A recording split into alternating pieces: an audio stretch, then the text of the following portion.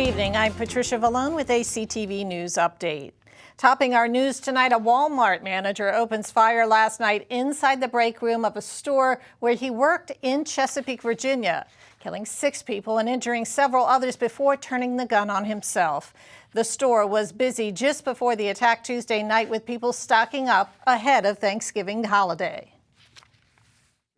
The first officers arrived on scene within 2 minutes at 10:14 and entered the store approximately 2 minutes later at 10:16. The first responding officers entered the store and the scene was declared safe by 11:20 p.m. You hope a day like this never comes, but we train for it, we practice, we talk about it, we discuss, we learn lessons from other places. We try to put those lessons to good use, hoping that those lessons will never have to be put to use.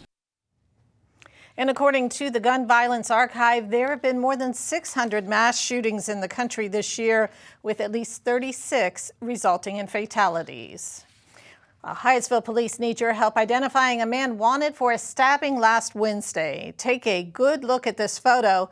The incident happened on November 16th about 11:45 a.m. while both the victim and suspect were walking from Bladensburg across a bridge into Hyattsville. The suspect has a full beard, is between 40 and 50 years old, and is about 6'1" and 190 pounds. The 19-year-old victim sustained 1 stab wound to the heart and remains in critical condition. If you have any information on the case, you're asked to contact Hyattsville Police at 301-985-5060. The Biden administration has announced it will again extend a pandemic-era pause on payments for federal student loans. This is the court's weigh the fate of its debt forgiveness program. The payment pause, which has been extended multiple times, was set to end on December 31st. It will be extended until June 30th of 2023 or until the litigation is resolved, whichever comes first. If the court action is not resolved by the end of June, payments will resume 60 days after that. Well, all bets are on. Legalized mobile sports betting got underway this morning. The formal launch kicked off at 9 o'clock with 7 of 10 sports books going live. Online sports gambling comes amid the beginning rounds of the World Cup and just in time for the NFL's Thanksgiving Day games, as well as the Ravens-Commanders matchup on Sunday. Mobile sports betting is expected to bring the state an estimated $30 million in revenue next year. Well, here are the latest COVID-19 numbers for our area. The Maryland Department of Health has confirmed 641 new cases. The county's positivity rate is 7.28%. 5 Marylanders have died of COVID over the past 24 hours. 413 people are hospitalized with the disease. And you are watching CTV News. I'm Patricia Vallone. Coming up, not everyone celebrates Thanksgiving the same way. We'll tell you why right after the break. We'll be back in just a moment.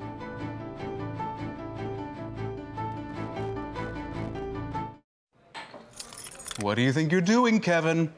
Was just gonna drive home. There are several warning signs present that you shouldn't be driving. Like hearing voices? Like your text-to-emoji ratio? Oh man, the selfies. Selfie, nailed it. We all have warning signs that let us know that we're probably not okay to drive. Mine is pretending to be your subconscious. Greg, come on man, let's split a ride home.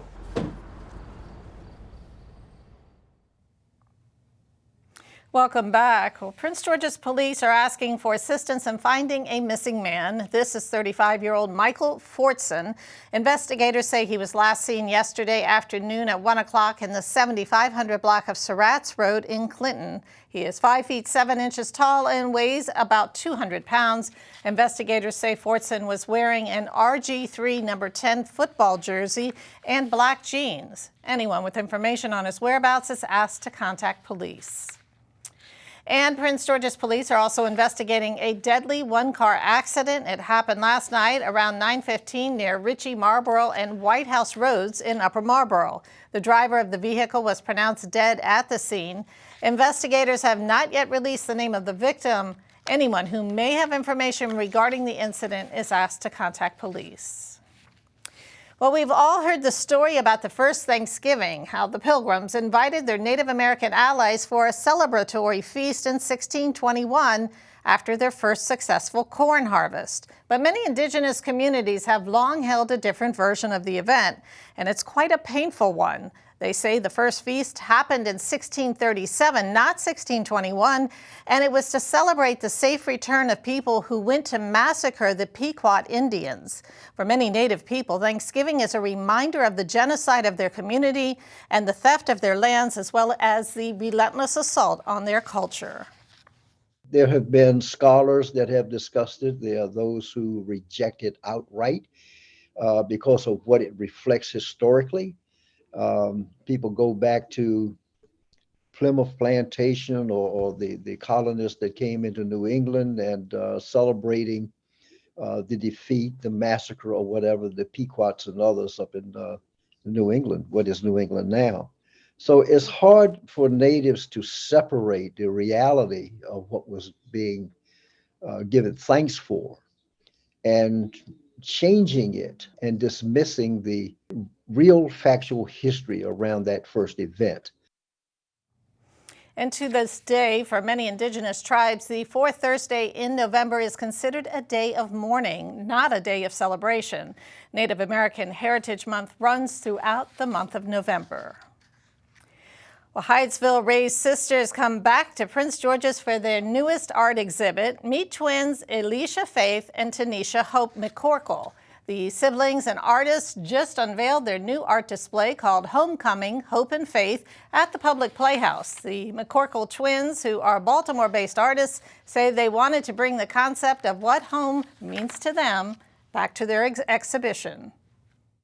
All the work is based on our experience and also just things that we've learned, grown from, healed from in Hyattsville specifically. Mm-hmm. And then we take these keys where we travel to, we went to school in New York and across the states and also internationally, and being back home, just being able to bring everything that we've learned back together. So the work crosses different disciplines. A lot of it's collage, installation based as well, so we're really into making immersive, intimate experiences, so you walk in and you feel like you're there, like you're meant to be in this home. And the sisters will be hosting a reception where guests can view their pieces at the Public Playhouse. The event is set for December 1st from 5 until 8 p.m. For more information on their work, you can visit the website on your screen. And coming up, you know that the holidays have begun with the smell of gingerbread. Students are preparing their prized pieces for an upcoming contest. We'll have details after the break.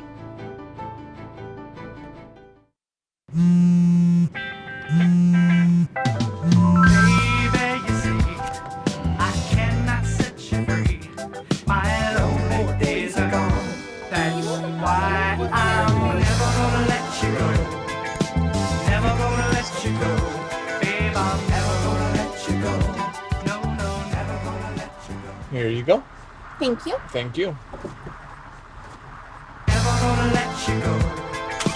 Never gonna let you. Thanks for staying with us. Well, the holiday season is here, and the U.S. Postal Service is looking for a bit of help for its 110th annual Operation Santa program. The program allows people from around the county to adopt letters to St. Nick and help spread some extra magic by fulfilling the holiday wishes of children and families who have written to Santa. Write a letter telling Santa your name and age, what you want, be specific, the size, style, and color for clothes or shoes, name of the games, toys, or books you would like, and your address. Put it on the letter so he can get it to you. It's also good to have a parent or guardian review the letter before sending. Now put the letter in a stamped envelope and address it to Santa Claus, 123 Elf Road, North Pole 88888. And the final day to send a letter to Santa is December 12th. Letters can be adopted through December 19th. For more information, visit USPSOperationSanta.com. And Operation Santa was started way back in 1912. Well, it is the day before Thanksgiving, and outside of spending time with loved ones, most are looking forward to their favorite dessert. It's the motivation behind this week's holiday special edition of What's for Dinner.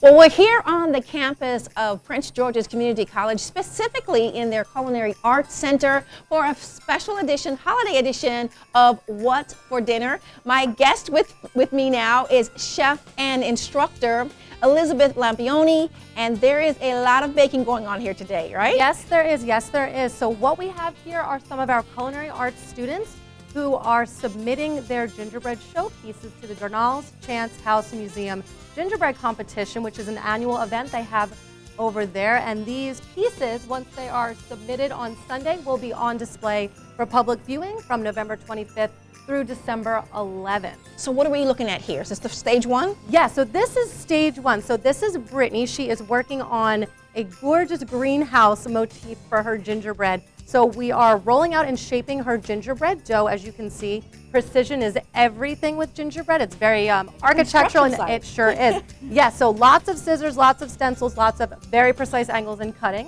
So that's what Brittany's working on.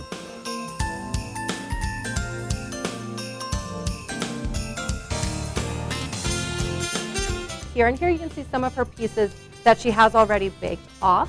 All right. And so what's is this stage two? Yes, this is what stage two looks like, more or less. So this is Royal. Royal is building a sky-high colonial gingerbread house with lots of windows, as you can see. Lots of pieces, lots of angles. And this will have a lot of great light running through it as well. Royal's going to be using some gelatin sheets and candy melts to make see-through windows. So it's going to be pretty spectacular.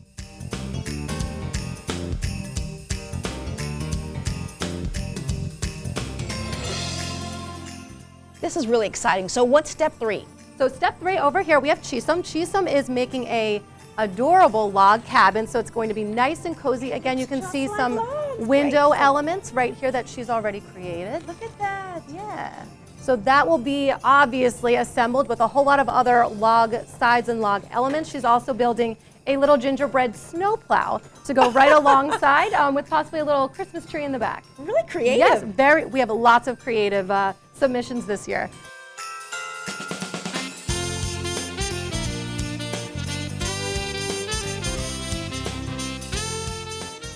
And then towards the end of the process, you'll see this is Daryl.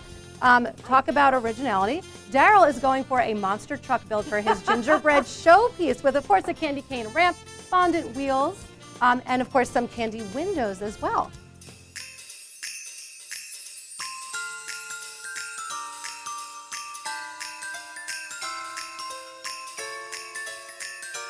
I heard that there's an online viewer's choice participation that we can help support, right? Absolutely. So while all of our students here will be submitting in the solo adult division, there's first, second, and third ribbons and cash prizes, but there's also a viewer's choice award. So if you head on over to see the displays, again, that's November 25th through December 11th, please be on the lookout for some of our students' submissions, and feel free to vote for us for the viewer's choice division as well. This is so exciting. Happy holidays to everyone. Elizabeth and students, thank you so very much for sharing what you're doing for your gingerbread house. This is a special edition, holiday edition of What's for Dinner. See you next week. And thanks, Taylor. Well, we are moving on to sports. Head coach Mike Loxley of the University of Maryland football team gave his last press conference of the regular season yesterday. He touched on a number of topics, including the team's final regular season matchup against Rutgers.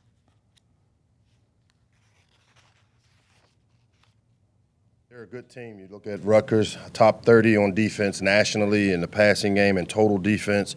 I have a lot of respect for the job Greg Schiano does as a coach. I've known him a long time. He's one of those guys that has gone in and fixed programs and has had great success. And when you look at the way he's building the foundation there at Rutgers, you certainly can see it with the way they play. Really strong special teams. I know they lead the Big Ten in block punts or block kicks. And I'm sure he'll have his team ready to finish the season the right way. And the Terps take the field against Rutgers on Saturday at 12 o'clock. Before we close out tonight, just a reminder, many government services and offices are closed on Thursday and Friday. Have a great Thanksgiving. We'll see you back on Monday.